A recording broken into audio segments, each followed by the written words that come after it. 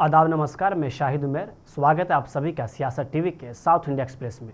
आइए देखते हैं मुख्य समाचार। तेलंगाना में डीएससी परीक्षा स्थगित करने की मांग को लेकर नौकरी के इच्छुक उम्मीदवारों और छात्रों का विरोध प्रदर्शन आज भी जारी रहा। बेरोजगार युवाओं और छात्रों को पुलिस ने तब हिरासत में ले लिया जब उन्होंने सरकार से जिला चयन समिति परीक्षा स्थगित करने और समूह 2 और समूह 3 परीक्षाओं के लिए स्थगित समय सारणी की मांग करने के लिए सचिवालय तक मार्च करने की कोशिश की। वे सरकार से ग्रुप 2 के पद बढ़ाने की मांग कर रहे थे। विभिन्न समूहों ने अपनी मांग पर दबाव बनाने के लिए सचिवालय का घेराव करने का आह्वान किया था। पुलिस ने उस्मानिया विश्वविद्यालय छात्र संयुक्त कार्रवाई समिति के नेता राजा राव यादव और अन्य को हिरासत में ले लिया। विरोध प्रदर्शन को विफल करने के लिए पुलिस ने पहले ही सचिवालय के आसपास सुरक्षा बढ़ा दी है। सचिवालय के आसपास की सड़कों पर बड़ी संख्या में पुलिसकर्मी तैनात किए गए थे। बीआरएस के कार्यकारी अध्यक्ष और पूर्व मंत्री केटी रामाराव ने ताड़ी निकालने वालों के बारे में असंवेदनशील टिप्पणी करने के लिए मुख्यमंत्री रेवंत रेड्डी और उनके कैबिनेट सहयोगियों की आलोचना की। उन्होंने उनके कार्य को स्वार्थ घृणित और अमानवीय करार दिया और ताड़ी निकालने वालों द्वारा अपनी जान जोखिम में डालने के दौरान भद्दे चुटकुले सुनाने के लिए उनकी आलोचना की। राज्य सरकार ने रविवार को गौड़ समुदाय के ताड़ी निकालने वालों के लिए सुरक्षा किट का वितरण शुरू किया। मुख्यमंत्री रेवंत रेड्डी ने हैदराबाद के बाहरी इलाके अब्दुल्लापुर मेट के लश्करगुड़ा गांव में कटमैया रक्षा कवच योजना के तहत सुरक्षा किटों के वितरण का शुभारंभ किया। इस अवसर पर ताड़ी निकालने वालों को कई मिनटों तक पेड़ों से लटकने के लिए मजबूर किया गया, जबकि मुख्यमंत्री ने माइक्रोफोन का उपयोग करके उनसे बातचीत की। घटना पर प्रतिक्रिया देते हुए रामाराव ने मुख्यमंत्री और मंत्रियों द्वारा दिखाई गई सहानुभूति की कमी पर निराशा व्यक्त की। उन असहाय ताड़ी निकालने वालों को खतरनाक तरीके से लटकाना, जबकि मुख्यमंत्री और मंत्री उनके व्यवसाय पर भद्दे मजाक उड़ाते हैं, बेहद घृणित और अमानवीय है। कोई भी समझदार नेता ऐसा नहीं करेगा। उन्होंने यह भी कहा कि राज्य सरकार का ध्यान आकर्षित करने के लिए प्रचार पर ध्यान केंद्रित करना अक्सर उनकी नीतियों की कमजोरी को दर्शाता है। तेलंगाना के पूर्व मुख्यमंत्री के चंद्रशेखर राव ने बिजली पर न्यायिक आयोग को रद्द करने की मांग को लेकर सुप्रीम कोर्ट का दरवाजा खटखटाया है। बीआरएस प्रमुख ने तेलंगाना सरकार द्वारा नियुक्ति बिजली आयोग को खत्म करने के लिए सुप्रीम कोर्ट में याचिका दायर की। इससे पहले तेलंगाना हाई कोर्ट ने केसीआर की ओर से दायर याचिका को खारिज कर दिया था। पूर्व सीएम केसीआर ने तेलंगाना हाई कोर्ट के फैसले को सुप्रीम कोर्ट में चुनौती दी।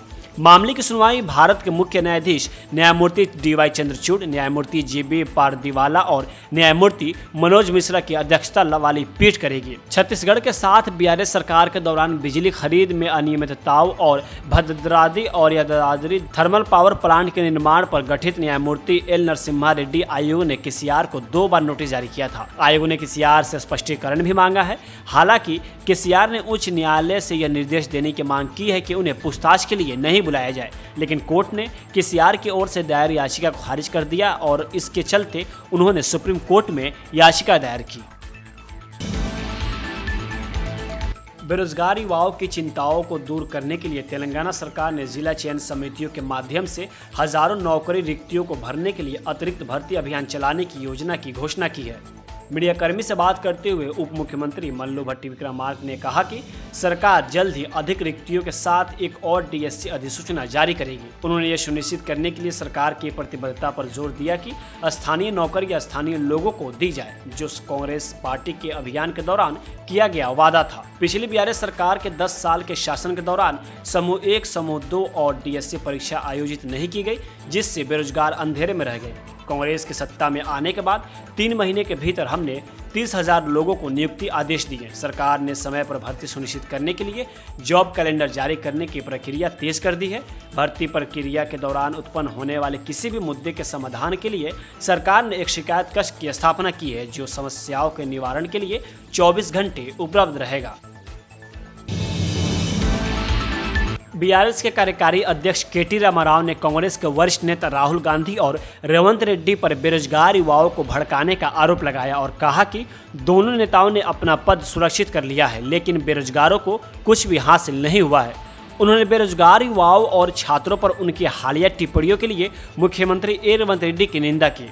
उन्होंने रेड्डी पर अपने बयानों से नए निचले स्तर तक गिरने का आरोप लगाया। उनका मानना है कि इससे कार्यकर्ताओं, मोतीलाल और अन्य छात्रों सहित बेरोजगारों के अधिकारों के लिए लड़ने वालों का गहरा अपमान हुआ है। वही युवा जो आपको सत्ता में लाए हैं अब आपसे सवाल कर रहे हैं। आपने पिछले 8 महीनों में एक भी अधिसूचना जारी नहीं की है। बताएं कि आप शेष 4 महीनों में 2 लाख नौकरियों के लिए अधिसूचना कैसे जारी करेंगे। उन्होंने कहा कि हम जमीन पर आपका सामना करेंगे और छात्रों और बेरोजगारों के साथ लड़ेंगे। उन्होंने इस बात पर भी जोर दिया कि यह मुद्दा राजनीतिक दलों से परे है और लाखों युवाओं को प्रभावित करता है। कर्नाटक भाजपा नेताओं ने विधान सौधा की ओर मार्च किया और कर्नाटक महर्षि वाल्मीकि अनुसूचित जनजाति विकास निगम में भ्रष्टाचार का आरोप लगाते हुए राज्य सरकार के खिलाफ विरोध प्रदर्शन किया। वहीं बीजेपी नेता सीटी रवि ने कहा, उन्होंने महर्षि वाल्मीकि अनुसूचित जनजाति विकास निगम को लूट लिया है। कांग्रेस ने इस पैसे का इस्तेमाल चुनाव में किया है। दलितों को न्याय दिलाना हमारा कर्तव्य है। पूरा पैसा लूट लिया है। महर्षि वाल्मीकि डेवलपमेंट कॉर्पोरेशन का 187 करोड़ रुपये पर्ची खाता में जमा करके लूट लिया है। कांग्रेस उसको चुनाव में उपयोग किया है।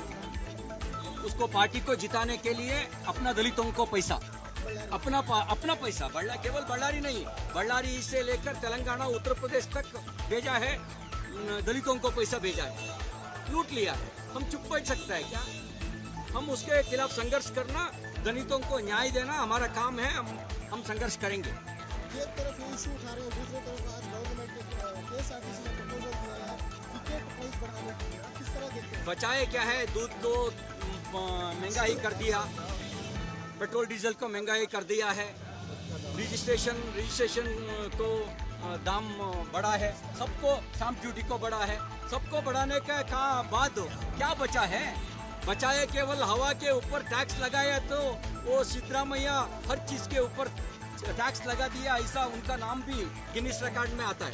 बीजेपी किस तरह लेगी सर सारे इशू को? सेशन में आप बूढ़ा भी उठाने वाले हो? बहुत है। पूरा लोग लूटने का काम में लगा है। हम अपोजिशन पार्टी में होने के नाते हम उसको खिलाफ संघर्ष करना, दलितों को न्याय देना अपना काम है, हम करेंगे। कर्नाटक के डिप्टी सीएम डीके शिवकुमार को आज सुप्रीम कोर्ट से तगड़ा झटका लगा है। कोर्ट ने सीबीआई के आय से अधिक संपत्ति के मामले को रद्द करने के डीके शिवकुमार की याचिका को खारिज कर दिया। जस्टिस बेला त्रिवेदी और सतीश चंद्र शर्मा की बेंच ने मामले की सुनवाई की। दरअसल अगस्त 2017 में इनकम टैक्स विभाग ने दिल्ली सहित कई जगहों पर छापेमारी की थी। इस दौरान आईटी ने करीब 8 करोड़ रुपए बरामद किए थे और आरोप है कि इसमें से 41 लाख रुपए डीके शिवकुमार से जुड़े परिसरों में मिले थे। सीएम स्टालिन ने आज स्कूली छात्रों के लिए सुबह के टिफिन की विस्तार योजना का उद्घाटन किया। इस दौरान उन्होंने स्कूली छात्रों के साथ भोजन भी किया। मुख्यमंत्री ने प्रदेश में इस योजना की शुरुआत 15 सितंबर 2022 को की थी और इससे राज्य के 1545 सरकारी प्राथमिक विद्यालयों में पढ़ने वाले कक्षा 1 से 5 तक के 1.14 लाख छात्रों को इसका सीधा लाभ मिला। इसके लगभग 1 साल बाद 25 अगस्त 2023 को इस योजना को पूरे प्रदेश में लागू किया गया, जिससे प्रदेश के 30,992 सरकारी प्राथमिक विद्यालयों के करीब 18.50 लाख छात्र इस योजना के अंतर्गत लाए गए। अब सहायता प्राप्त स्कूलों तक इस योजना के पहुंचने के बाद राज्य के 21.87 लाख बच्चे को नाश्ता मिलेगा। बता दें कि सरकार ने कहा कि इस कदम से राज्य भर के 3,995 सरकारी सहायता प्राप्त प्राथमिक स्कूलों के 2,23,536 बच्चों को लाभ मिलेगा। साउथ इंडिया एक्सप्रेस यही होता है समाप्त। मुझे दे अब इजाज़त। बाकी खबरों के लिए बने रहें सियासत टीवी के साथ।